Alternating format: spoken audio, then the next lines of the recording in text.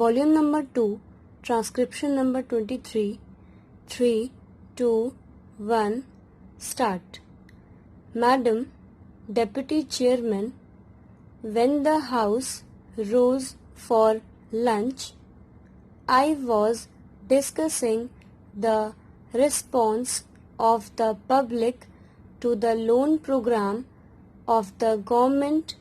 and was trying to point out that it was rather a serious tendency in the sense that the response of the public had been proved to be poorer during the second plan period than during the first plan period. I was trying to point out that looking to the fact that the national income was rising and the people were becoming more conscious of a developing economy and the need to mobilize the resources more and more, a contrary trend ought to have appeared, and that in view of that, this trend was disturbing. This trend is to be contrasted with the trend of the public regarding the call from the corporate sector for the investment of their monies. Here we find that the shares of some of the new companies or of the old companies that are issuing new shares are oversubscribed at times to the extent of 15 times the capital that has been asked for by the companies. So, here are two pictures. One, the picture of the government asking the public to transcribe to the public loans, and the other, the picture of the response of the public to the corporate sector demanding investments from the public. While on the one hand there is an enthusiastic response to the demand from the corporate sector, on the other there is a very poor response as far as the loan program of the government is concerned. This is a matter of some concern,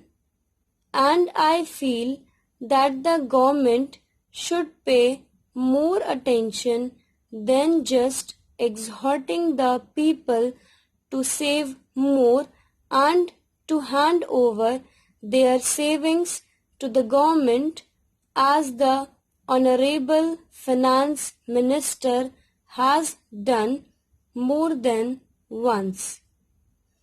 If it would have been merely a question of rediverting the money that is coming from the corporate sector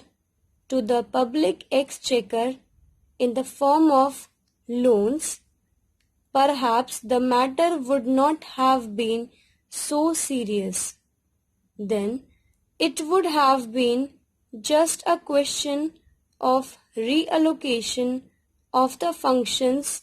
between the public sector and the private sector. But I feel that there is a large amount of money which is just changing to some lucrative channel, and that explains why the response to the demand from the corporate sector is 15 times. This shows that 14 times that particular capital is not required by that company, and if there had been some adequate step or measure whereby originally that money could have gone to the public exchequer, to that extent there would have not been any disappointment to the people who wanted shares but who did not get them, and disappointment to the public exchequer by not getting the response which it ought to have got. That, to my mind, leads to the question of the pattern of the rate of interest. In a developing economy, and especially in view of the fact that a large number of companies are being floated today which have got an element of growth in them,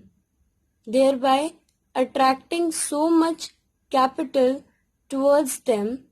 the Government of India will have to take into consideration the question of the rate pattern of interest on their loans and to see whether something could not be done whereby the public will be attracted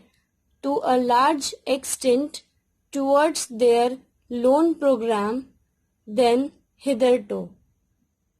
It has appeared in the press that the question of supply and want is being reconsidered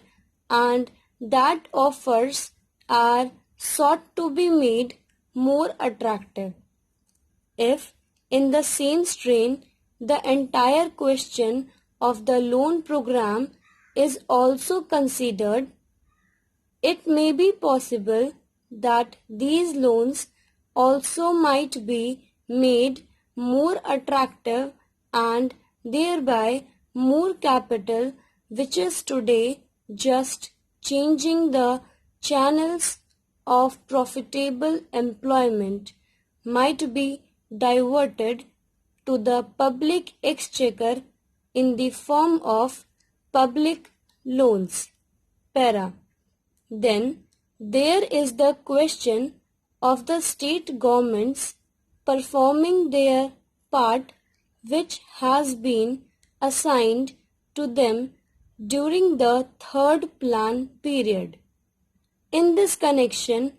I would like to draw the attention of the Honorable House to a very important recommendation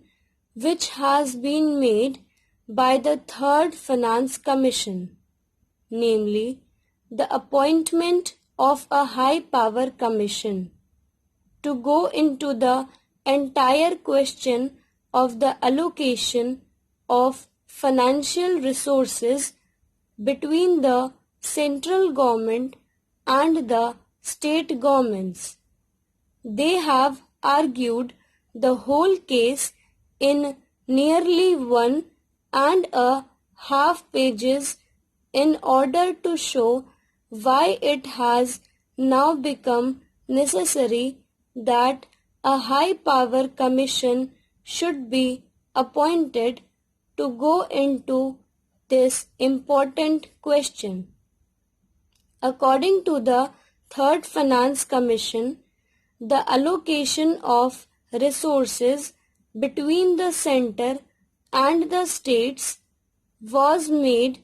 at a time when planned economic development was not visualized.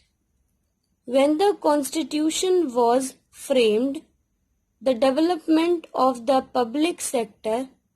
the new responsibilities which the states were going to assume,